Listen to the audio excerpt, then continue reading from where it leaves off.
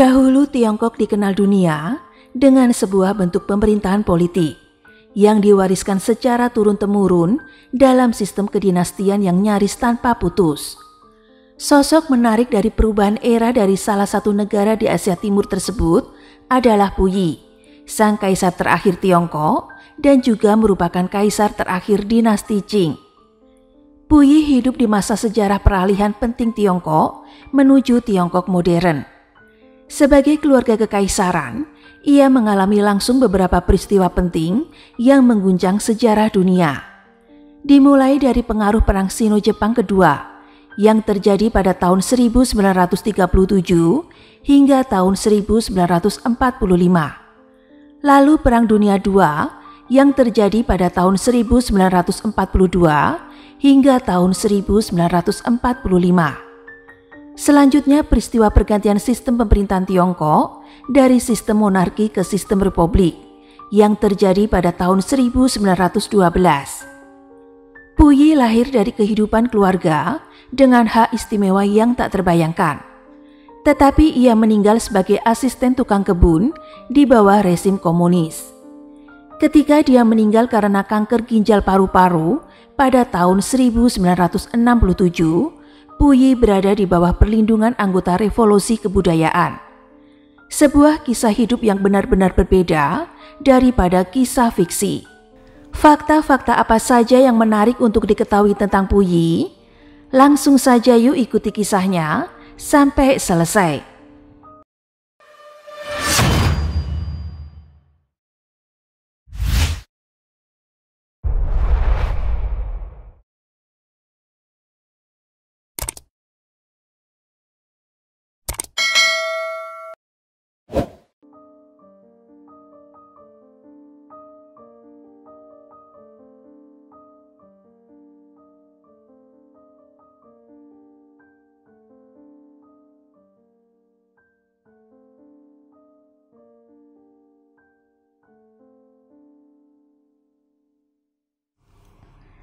Terlahir dengan nama Aisin Gyeoro Puyi, lahir pada tanggal 7 Februari tahun 1906 di Beijing, Cina, dari pasangan Pangeran Chun yaitu Zhai Feng dari klan Aisin Gyeoro yang merupakan keturunan keluarga kerajaan Manchu, dan istrinya bernama Yolan berasal dari klan Gualqia, anggota dari salah satu keluarga kerajaan yang paling berpengaruh di Tiongkok.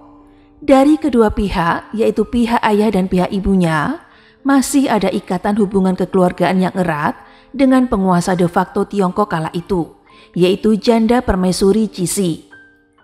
Puyi dipilih menjadi kaisar oleh Janda Permaisuri Cixi ketika itu Puyi masih berusia sangat muda sekali, yaitu usia 2 tahun 10 bulan, pada bulan Desember tahun 1908. Setelah Kaisar Guangxu yang merupakan paman tiri Puyi meninggal tanpa anak dan meninggal pada tanggal 14 November tahun 1908. Setelah dinobatkan sebagai kaisar, Puyi bergelar sebagai Kaisar Xuantung. Kehidupan awal ketika Puyi terpilih menjadi seorang kaisar dimulai ketika pejabat istana tiba di kediaman keluarganya untuk membawanya. Pada malam hari tanggal 13 November tahun 1908, tanpa pemberitahuan sebelumnya, utusan Kasim dan pengawal yang dipimpin oleh bendahara istana meninggalkan kota terlarang menuju Istana Utara untuk memberitahu Pangeran Chun, ayah Puyi, bahwa mereka akan membawa pergi putranya yang berusia 2 tahun, yaitu Puyi, untuk dinobatkan menjadi kaisar baru. Puyi yang masih balita berteriak dan melawan saat petugas memerintahkan petugas Kasim untuk menjemputnya. Orang tua Puyi tidak mengatakan apa-apa ketika mereka mengetahui bahwa mereka kehilangan putra mereka. Saat Puyi menangis dan berteriak bahwa dia tidak ingin meninggalkan orang tuanya, dia dipaksa masuk ke dalam tandu yang membawanya kembali ke kota terlarang.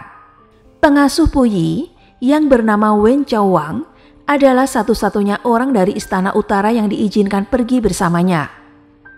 Setibanya di kota terlarang, Puyi dibawa menemui Janda Permaisuri Cixi. Puyi kecil baru berusia 2 tahun ketika pamannya yaitu Kaisar Guangxu meninggal karena keracunan arsenik pada tanggal 14 November tahun 1908.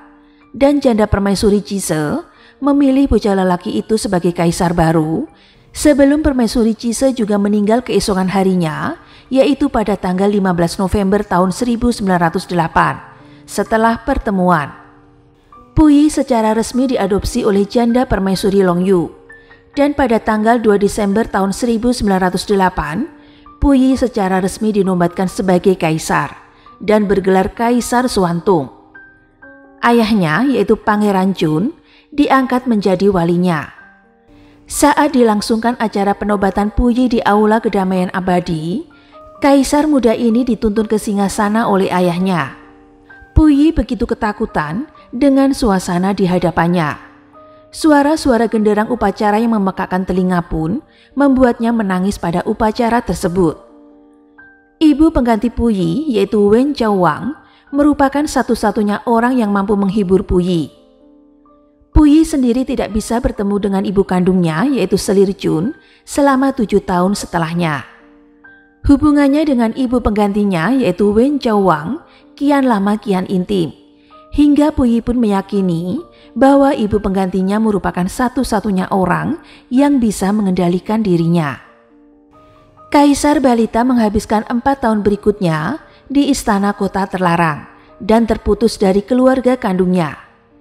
Dia dikelilingi oleh sejumlah kasim yang harus mematuhi setiap keinginan kekanak-kanakannya. Kemanapun dia pergi, pria dewasa akan berlutut dalam ritual Kouto, mengalihkan pandangan mereka sampai dia lewat. Hal ini membuatnya sadar bahwa dia menemukan kekuatan absolut untuk memerintah yang dia miliki atas para kasim. Akhirnya dia pun sering membuat para kasim dipukuli dan dicambuk karena pelanggaran kecil jika para kasim itu tidak menyenangkan dirinya dengan cara apapun. Sebagai seorang kaisar, setiap keinginan Puyi dipenuhi, sementara tidak ada yang pernah mengatakan tidak padanya. Hal ini membuatnya menjadi anak yang sadis di mata para kasimnya. Satu-satunya orang yang berani mendisiplinkan tiran kecil itu adalah sosok ibu penggantinya, yaitu Wen Chao-wang. Dalam autobiografinya, Puyi mengatakan, "Mencambuk kasim adalah bagian dari rutinitas harian saya. Kekejaman dan kecintaan saya pada kekuatan sudah terlalu kuat dan sulit untuk dibujuk." Terpisah dari keluarganya, Puyi menjalani masa kecilnya dalam pengasingan di kota terlarang, dikelilingi oleh penjaga, kasim, dan pelayan lain yang memperlakukannya seperti dewa. Pengasuhan kaisar adalah campuran antara memanjakan dan perlakuan buruk. Karena si kecil harus mengikuti semua aturan protokol kekaisaran Tiongkok yang kaku, dan dia tidak dapat berperilaku seperti anak normal. Puyi tidak pernah memiliki privasi dan selalu memenuhi semua kebutuhannya. Misalnya, meminta kasim membukakan pintu untuknya, mendandaninya, membasuh mukanya, dan bahkan meniupkan udara ke dalam supnya untuk mendinginkannya. Saat makan, Puyi selalu disajikan dengan prasmanan besar yang berisi setiap hidangan, yang mungkin sebagian besar tidak dia makan. Puyi memiliki pendidikan Konfusianisme yang standar. Dia diajarkan berbagai pelajaran klasik Cina dan tidak ada yang lain. Dalam buku autobiografinya, dia menulis, "Saya tidak belajar matematika, apalagi sains, dan untuk waktu yang lama, saya tidak tahu di mana letak Beijing berada." Karena Tiongkok atau Qing sedang mengalami masa kacau, keluarga kerajaan tidak dapat menjalankan banyak kekuasaan atas kekaisaran.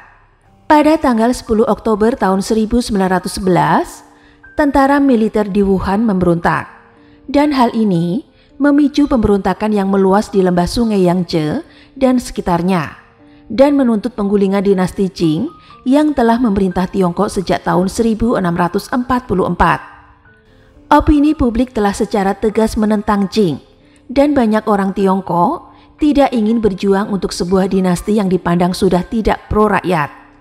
Akhirnya, dinasti Qing jatuh ke tangan seorang panglima perang yang bernama Yuan Shikai. Ayah Puyi, yaitu Pangeran Jun, berhenti menjabat sebagai wali pada tanggal 6 Desember tahun 1911 saat janda permaisuri Long Yu mencabut kekuasaannya lewat revolusi Xinhai dan segera mengambil alih sebagai wali Puyi. Pada tahun 1912, Qing secara resmi jatuh ke dalam revolusi ketika janda permaisuri Long Yu yang merupakan wali Puyi menandatangani perjanjian untuk melepaskan posisi Puyi sebagai kaisar. Meskipun Puyi bukan lagi seorang kaisar, tetapi dia diizinkan untuk tinggal di istana kota terlarang karena Yuan Shike khawatir bahwa mengusirnya dari istana akan menyebabkan kemarahan di antara warga sipil. Yuan Shike sendiri memiliki ambisi untuk menjadi penguasa Republik Tiongkok dan dia secara resmi mengangkat dirinya sebagai penguasa Republik Tiongkok pada bulan Desember tahun 1915.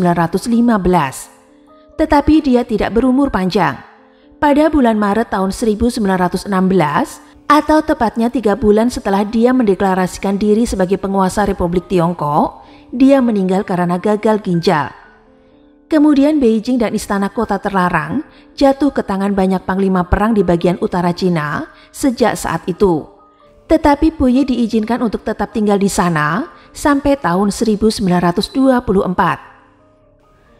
Pada bulan Maret tahun 1922, selir janda memutuskan bahwa sudah saatnya bagi Puyi untuk menikah. Mereka menunjukkan kepada pilihan foto gadis-gadis dari keluarga bangsawan yang mereka anggap dapat diterima. Menurut Puyi dalam autobiografinya, foto pertama yang menarik baginya adalah Wenxiu. Pilihannya ini menyebabkan keributan di antara selir janda karena dia bukan favorit semua orang. Seseorang berpendapat bahwa Wenxiu tidak cukup cantik untuk menjadi seorang permaisuri. Akhirnya pilihan jatuh pada Wanrong dan Puyi pun setuju untuk menikahi Wanrong yang lebih cantik dan seumuran dengannya. Tetapi Puyi mempertahankan Wenxiu sebagai selirnya. Wanrong adalah putri dari salah satu bangsawan terkaya di Manchuria. Ayahnya adalah menteri dalam negeri pada masa pemerintahan dinasti Qing. Sedangkan ibunya masih keturunan jauh dari keluarga kerajaan Qing yang memimpin klan Aisin Gyoro. Pendidikan Wanrong juga bagus. Dia telah dididik dalam bahasa Inggris oleh misionaris Amerika di Tianjin yang dianggap sebagai permaisuri yang dapat diterima oleh selir janda. Puyi menikahi Wanrong dan Wenxiu di istana kota terlarang. Sayangnya, malam pernikahan itu menjadi bencana bagi semua pihak. Puyi yang sepanjang hidupnya ditemani dan dilayani oleh para kasim, dia tidak tahu apa-apa tentang wanita, dan seks bukanlah sesuatu yang pantas dibicarakan dengan kaisar. Berbagai sumber berspekulasi bahwa dia mungkin impoten, gay, biseksual, atau lebih terhambat secara emosional oleh pola pengasuhannya yang tidak umum, sehingga hubungan seksual dengan wanita berada di luar jangkauannya. Menurut pengakuannya sendiri, dia menikmati kepuasan jika para kasimnya dipukuli dan memiliki kecenderungan sadis terhadap wanita.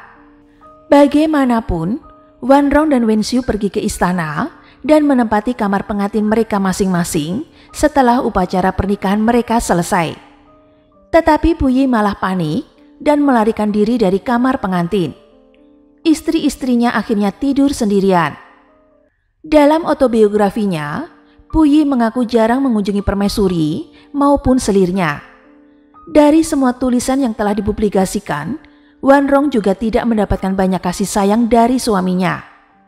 Mungkin tidak mengejutkan jika mereka pun tidak memiliki anak.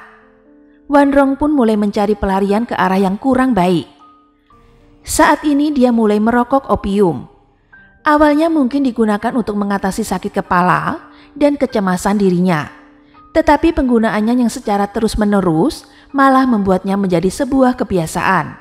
Sementara itu, pada saat pernikahan ini terjadi, Cina memasuki perang saudara tahap baru dengan tumbuhnya gerakan komunis Cina. Kudeta yang dilakukan oleh Panglima Perang Feng Yuqiang pada tanggal 23 Oktober tahun 1924 mengakhiri kekuasaan Puyi. Pada tanggal 5 November, pemerintahan baru mengubah perjanjian awal yang mengizinkan kaisar bersama keluarganya dapat mempertahankan gelarnya dan memperbolehkannya tinggal di istana kota terlarang. Sekarang peraturan itu dirubah menjadi bahwa mantan kaisar dan keluarga kekaisarannya tidak lagi diizinkan tinggal di kota terlarang. Mereka diusir dari istana malam itu juga. Panglima Feng juga mengatakan bahwa Puyi dan Wang Rong sekarang adalah warga negara Tiongkok biasa. Mereka diberi waktu 3 jam untuk mengumpulkan barang-barang pribadi mereka dan meninggalkan kota terlarang untuk selamanya. Setelah meninggalkan kota terlarang, Puyi, Wan Rong, dan Wen Xiu pindah mencari perlindungan di rumah ayahnya. Puyi tidak menikmati tinggal di tempat ayahnya dan segera diasingkan di Kedutaan Besar Jepang di Tianjin pada tahun 1925. Ketika Jepang menginvasi Manchuria pada tahun 1931, Chiang Kai-shek yang merupakan pemimpin Partai Nasionalis Cina merangkul Puyi dan berjanji akan menjamin keselamatannya. Chiang Kai-shek takut Jepang akan menggunakannya untuk propaganda. Namun Puyi tidak mempercayai Chiang Kai-shek dan Partai Nasionalis dan segera bergabung dengan Jepang di Manchuria ke bagian kota Tianjin di Tiongkok yang berada di bawah kendali Jepang. Merasa kehidupan pernikahannya dengan Puyi tidak bahagia, Wen Xiu bersekongkol dengan beberapa kerabatnya untuk bercerai dan melarikan diri dari komplek bangunan yang dia tempati selama ini di Tianjin pada tahun 1931. Setelah perceraian, Puyi melucuti Wen Xiu dari gelar kekaisarannya. Menurut catatan, Wen Xiu mengajar di sekolah untuk sementara waktu dan menikah lagi. Wen Xiu dikabarkan meninggal pada tahun 1953 dan sebelum meninggal, pekerjaan terakhirnya dikabarkan dia bekerja untuk sebuah perusahaan kebersihan. Gairah Puyi yang sangat besar adalah untuk mendapatkan kembali tahtanya. Ketika dia dan istri-istrinya meninggalkan kota terlarang, beberapa penasihatnya mendorongnya untuk bersekutu dengan Jepang. Pada tahun 1930-an, kehidupan mereka berubah secara drastis dan ambisi Puyi untuk naik tahta pun akan segera terwujud. Walau sebenarnya dia hanya dijadikan sebagai kaisar boneka Jepang. Pada bulan September tahun 1931, tentara kekaisaran Jepang mengambil keuntungan dari perang saudara yang tampaknya tidak berkesudahan di Cina dan menyerbu masuk wilayah Manchuria di timur laut negara itu. Jepang telah menguasai Korea sejak tahun 1910 dan sekarang ingin memasukkan Manchuria ke dalam kerajaannya yang sedang berkembang. Hasilnya adalah kampanye militer yang cepat. Pada bulan Februari tahun 1932, Jepang sepenuhnya menguasai Manchuria. Tetapi alih-alih mencaploknya secara langsung ke dalam kekaisaran Jepang, keputusan diambil untuk mendirikan rezim boneka di sini.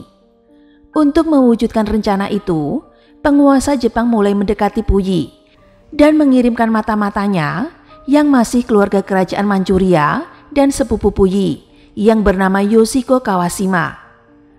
Pada akhir musim gugur tahun 1931, Yoshiko Kawashima meyakinkan Puyi untuk pergi ke Manchuria, di mana Jepang mengusulkan untuk menjadikannya sebagai penguasa Manchukuo.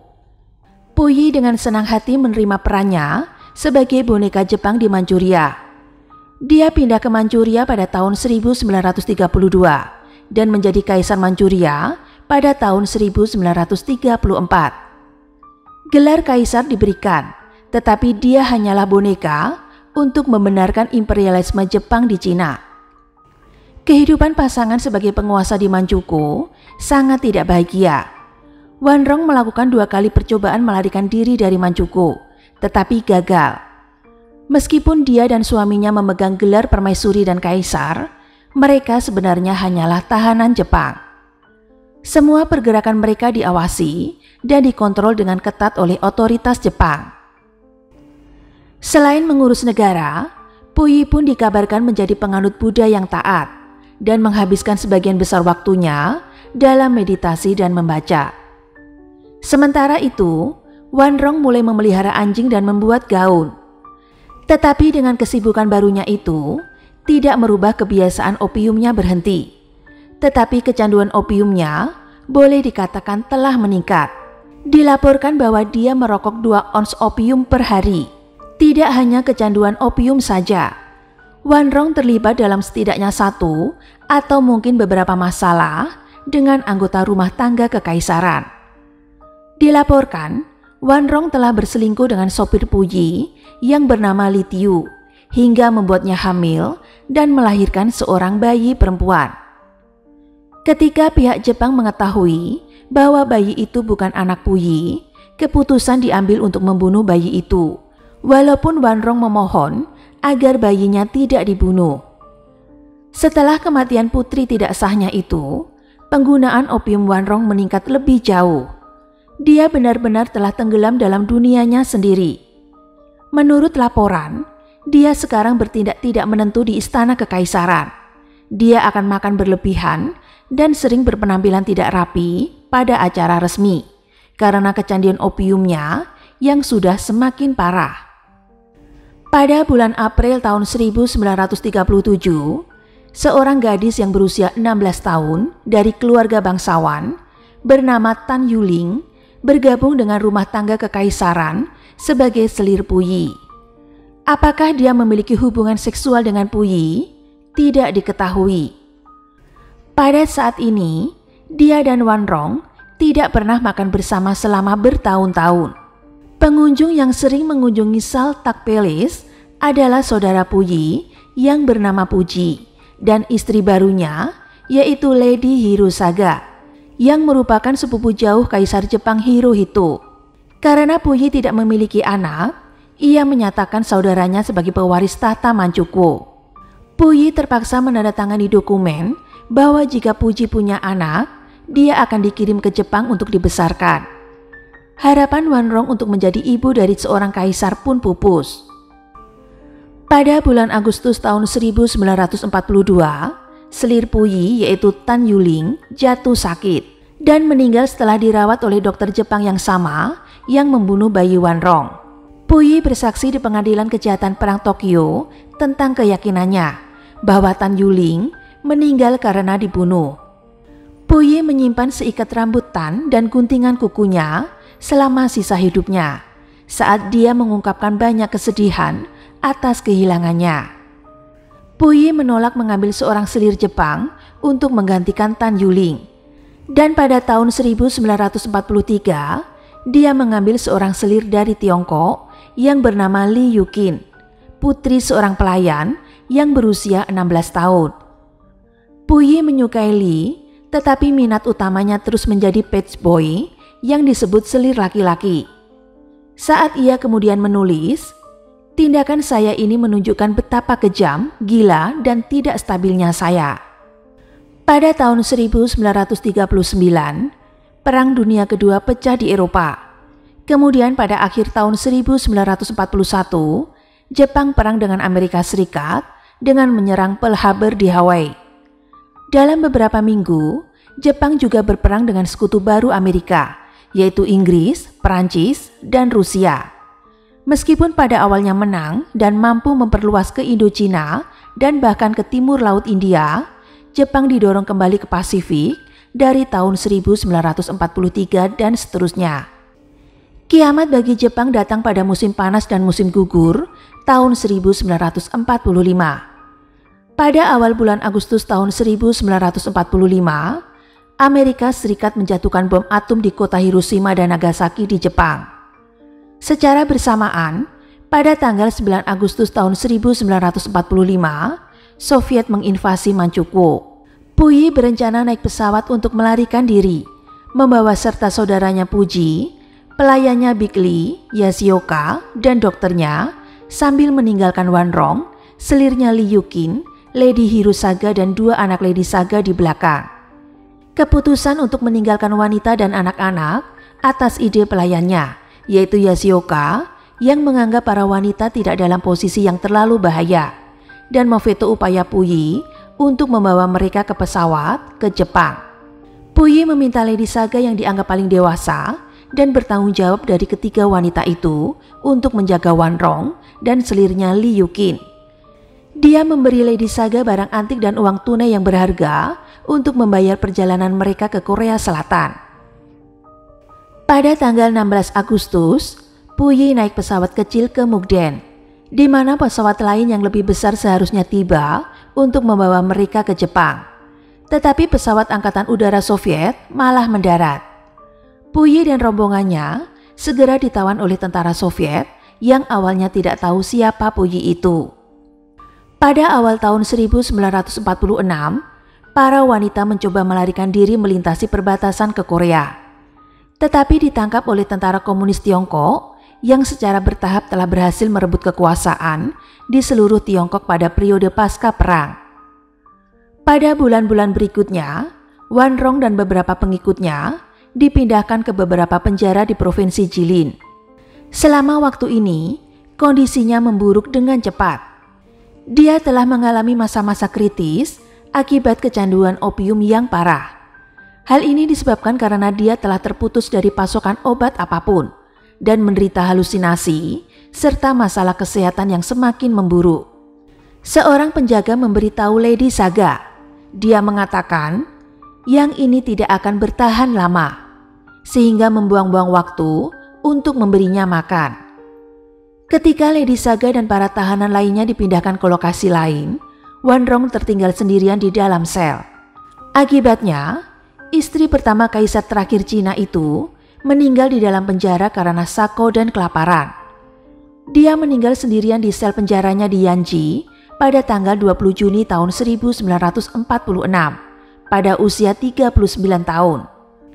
Tempat pemakamannya tidak diketahui karena mayatnya tidak ditemukan.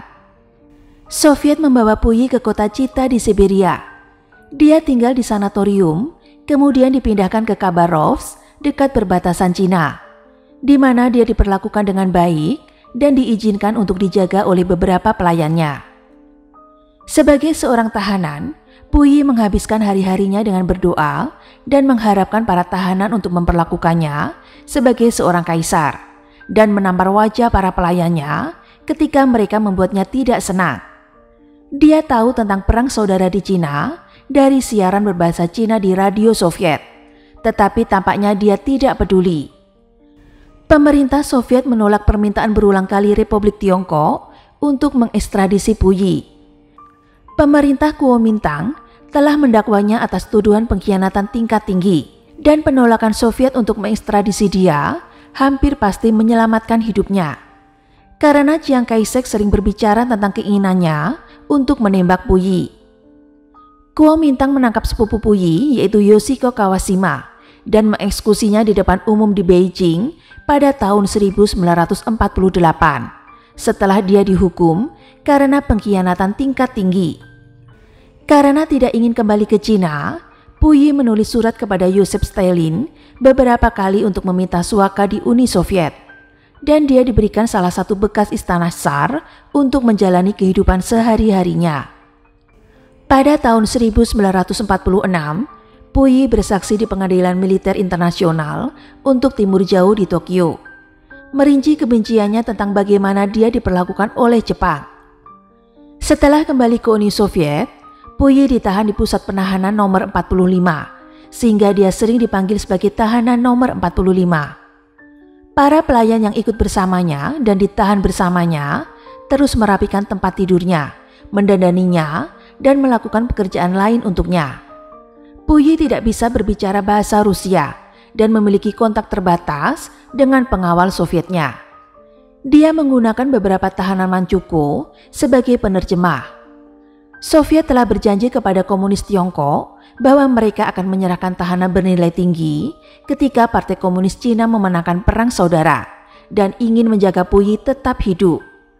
Adik ipar Puyi yaitu Rong Yi yang merupakan adik Wan Rong dan beberapa pelayannya tidak dianggap bernilai tinggi dan dikirim untuk bekerja di kamp rehabilitasi Siberia. Ketika Partai Komunis Tiongkok di bawah Mao Zedong berkuasa pada tahun 1949, Puyi dipulangkan ke Tiongkok setelah negosiasi antara Uni Soviet dengan Partai Komunis Tiongkok. Puyi sangat berharga bagi Mao, sebagaimana dicatat oleh penulis Baer yang mengatakan, di mata Mao dan para pemimpin komunis Tiongkok lainnya, Puyi, kaisar terakhir, adalah lambang dari semua kejahatan dalam masyarakat Tiongkok kuno. Jika dia dapat ditunjukkan telah mengalami perubahan yang tulus dan permanen, harapan yang ada bagi para pendukung kontrarevolusioner yang paling keras. Semakin besar rasa bersalahnya, semakin spektakuler penebusannya, dan semakin besar kemuliaan bagi Partai Komunis Cina. Lebih jauh lagi, Mao sering mencatat bahwa Lenin menyuruh Nicholas II, yaitu Kaisar Rusia terakhir, ditembak bersama dengan seluruh keluarga kekaisaran Rusia karena Lenin tidak dapat membuat Tsar terakhir menjadi komunis. Menjadikan Kaisar Tiongkok terakhir menjadi seorang komunis dimaksudkan untuk menunjukkan keunggulan komunisme Tiongkok atas komunisme Soviet. Puyi harus menjalani remodeling untuk membuatnya menjadi seorang komunis. Pada tahun 1950, setelah terjadi negosiasi, akhirnya Soviet memulangkan Puyi dan sisa tahanan Manchukuo dan Jepang ke kereta yang membawa mereka ke Cina. Puyi yakin dia akan dieksekusi ketika dia tiba. Tetapi dia terkejut dengan kebaikan para pengawal Cinanya yang mengatakan kepadanya bahwa ini adalah awal dari kehidupan baru baginya. Dalam upaya untuk mengambil hati dirinya sendiri, Puyi untuk pertama kalinya dalam hidupnya menyapa rakyatnya. Puyi menghabiskan 10 tahun di penjara penjahat perang Fusun di Provinsi Liaoning sampai dia dinyatakan direformasi. Para tahanan di Fusun adalah pejabat dan perwira senior Jepang, Manchukuo, dan Kuomintang. Puyi adalah tahanan yang paling lemah dan paling malang, dan sering diganggu oleh yang lain yang suka mempermalukan kaisar. Dia mungkin tidak akan selamat dari pemenjaraan jika sipir Jin Yuan tidak berusaha keras untuk melindunginya. Puyi tidak pernah menyikat gigi atau mengikat tali sepatunya sendiri sekali dalam hidupnya dan harus melakukan tugas-tugas dasar ini di penjara. Dan hal ini membuatnya menjadi bahan ejekan tahanan lain. Pada kesempatan lain, sipir Jin Yuan mempertemukan Puyi dengan mantan selirnya, yaitu Li Yuqin, dalam pertemuan di kantornya, di mana Li Yuqin langsung menyerangnya. Karena dia ingat sewaktu masih menjadi selir Puyi, dia hanya dijadikan sebagai objek seks saja dan mengatakan bahwa dia sekarang hamil dengan seorang pria yang mencintainya. Puyi datang ke Beijing pada tanggal 9 Desember tahun 1959 dengan izin khusus dari penguasa komunis Cina yaitu Mao dan tinggal di sebuah rumah yang sederhana di Beijing.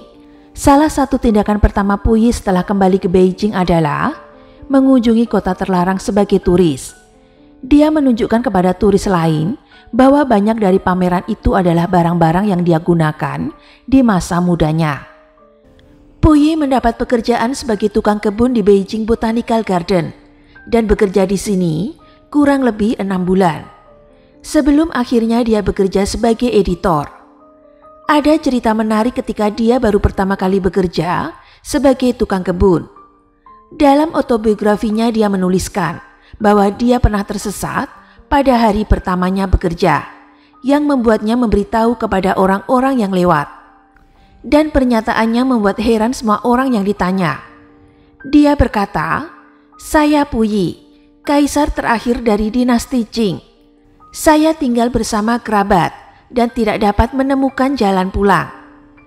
Pekerjaan itu membawa Puyi ke tingkat kebahagiaan yang belum pernah dia rasakan selama dia sebagai seorang kaisar.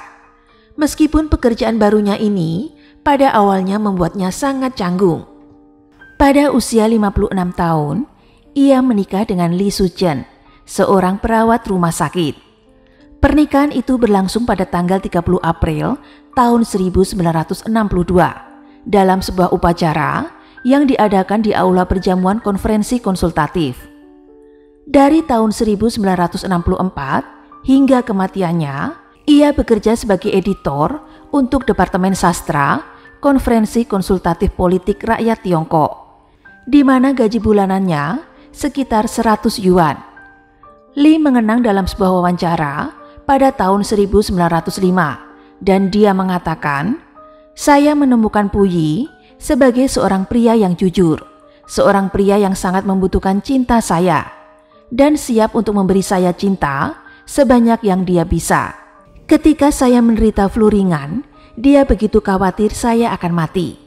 sehingga dia menolak untuk tidur di malam hari dan duduk di samping tempat tidur saya sampai subuh, sehingga dia dapat memenuhi kebutuhan saya. Lee juga mencatat, seperti orang lain yang mengenalnya, bahwa Puyi adalah pria yang sangat canggung, membuatnya berkata, "Suatu kali dalam kemarahan mendidih dan kecanggungannya, saya mengancam akan menceraikannya." Mendengar ini, dia lalu berlutut dan dengan air mata di matanya, dia memohon saya untuk memaafkannya. Saya tidak akan pernah melupakan apa yang dia katakan kepada saya. Saya tidak punya apa-apa di dunia ini kecuali Anda, dan Anda adalah hidup saya. Jika Anda pergi, saya akan mati. Puyi menunjukkan penyesalan atas tindakannya di masa lalu. Dia sering mengatakan kepada saya, "Puyi kemarin adalah musuh Puyi hari ini." Pada tahun 1960-an, dengan dorongan dari Ketua Mao Zedong dan Perdana Menteri Zhou Enlai dan dukungan publik dari pemerintahan Tiongkok, Puyi menulis autobiografinya dan diberi judul From Emperor to Citizen, yang artinya separuh pertama hidupku, bersama dengan Lewinda, seorang editor di Biro Penerbitan Rakyat. Kesehatan Puyi mulai menurun. Dia meninggal di Beijing karena komplikasi yang timbul dari kanker ginjal dan penyakit jantung pada tanggal 17 Oktober tahun 1967 pada usia 61 tahun. Sesuai dengan hukum Republik Rakyat Cina pada saat itu, jenazah Puyi dikremasi. Abunya pertama kali ditempatkan di pemakaman Revolusi Babausan. Ini adalah tempat pemakaman Selir dan Kasim Kekaisaran sebelum berdirinya Republik Rakyat Cina. Pada tahun 1995, karena pengaturan tata kota baru, Abu Puyi dipindahkan oleh jandanya, yaitu Li Suzhen, ke pemakaman baru bernama Hualong yang merupakan pemakaman kekaisaran. Pemakaman itu berada di dekat makam Qing Barat yang berjarak kurang lebih 120 km ke barat daya dari Beijing, di mana di pemakaman itu terdapat 4 dari 9 kaisar Qing dimakamkan di situ, bersama dengan 3 permaisuri dan 69 pangeran, putri, dan selir kekaisaran. Itu tadi kisah dari Kaisar Puyi, yang merupakan kaisar terakhir dinasti Qing.